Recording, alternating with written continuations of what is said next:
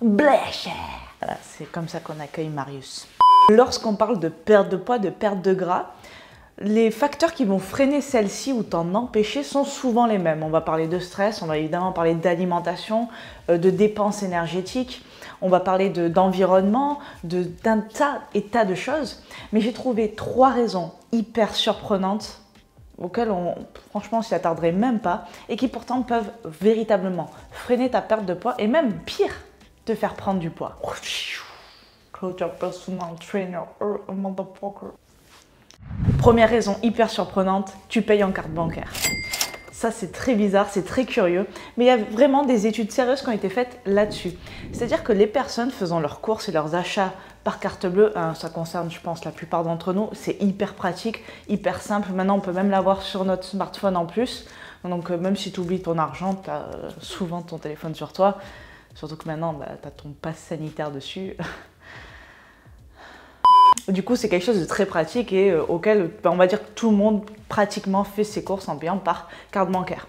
Mais le truc, c'est que tu vas être plus tenté d'acheter déjà plus et en plus de ça, donc des choses pas forcément en accord avec ta santé. Tu vas plus facilement te tourner vers des aliments qui sont moins sains et moins intéressants pour ta santé. C'est vraiment des études sérieuses, il y a vraiment un lien qui a été fait entre les courses faites par carte bancaire et le fait d'acheter des aliments plus gras, plus sucrés et plus salés. On va évidemment pas faire de généralité là-dessus, c'est pas parce que tu payes par carte bleue que tes objectifs santé et composition corporelle sont voués à l'échec. Comme je te le disais, c'est le cas de la plupart d'entre nous et pour autant, nous ne sommes pas tous en surpoids et la perte de poids ne sera pas un échec pour autant.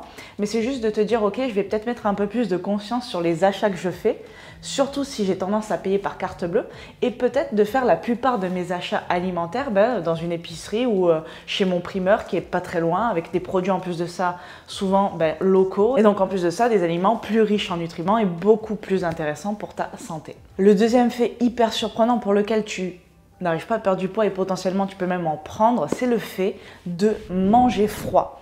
Tu vois, les salades, des choses comme ça.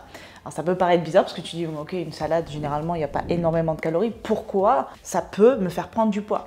Alors, des études ont été faites sur le fait que manger chaud va augmenter ta sensation de satiété. Donc, tu vas être rassasié plus facilement lorsque tu vas manger chaud que lorsque tu vas manger froid. En plus, je pense qu'on peut rajouter un autre fait à cela, c'est que quand tu manges froid, régulièrement des salades, par exemple, il y a une variété d'aliments qui est énorme. On te dit manger varié, c'est vrai, mais au sein d'un même repas, pareil, c'est quelque chose qui va augmenter ton appétit et donc tu vas être moins facilement rassasié et tu vas manger plus inconsciemment et même consciemment parce que en plus de ça, tu dis j'ai mangé une salade, c'est pas grand chose, tout dépend ce qu'il y avait à l'intérieur et tu vas avoir tendance à manger plus.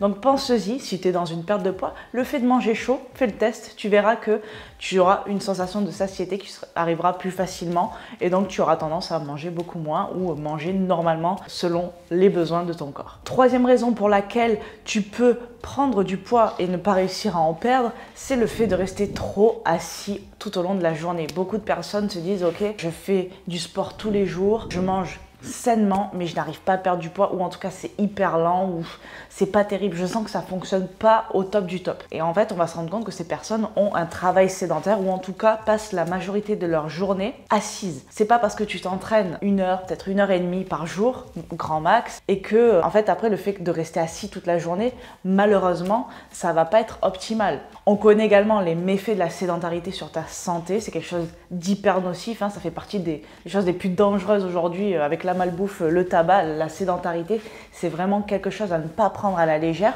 Donc rien que pour ça, je t'encourage à bouger un maximum de fois dans ta journée. Mais il y a des études qui ont été faites du docteur Mark Hamilton, directeur du centre de recherche de l'obésité au Texas, il me semble, que le fait de rester assis beaucoup trop longtemps sur la journée réduirait la production d'enzymes lipases qui, elles, sont responsables en fait de la réduction de la graisse corporelle, en fait, qui vont libérer en fait les graisses et te permettre de perdre du poids. Donc potentiellement, il y aurait aussi un lien là-dessus, c'est que le fait de rester assis longtemps dans ta journée ne va pas mettre ton corps dans de bonnes conditions pour perdre du gras et avoir une dépense énergétique quotidienne intéressante. Donc ce que je t'invite à faire, c'est que même si tu as un travail où tu es assis, assise, c'est de mettre une alarme sur ton téléphone toutes les 30 voire 60 minutes et de bouger, de te lever, de faire quelque chose. Si par exemple tu as des coups de fil à passer, fais-le debout. Si tu as des mails à checker ou autre, fais-le debout. Si tu dois prendre ta pause au travail, évite d'aller t'asseoir en prenant un café, mais sors marcher. Le fait de prendre l'air aussi, c'est hyper important pour ta santé. Voilà, j'espère que cette vidéo t'aura plu et qu'elle t'aura aidé. N'hésite pas à me le dire dans les commentaires.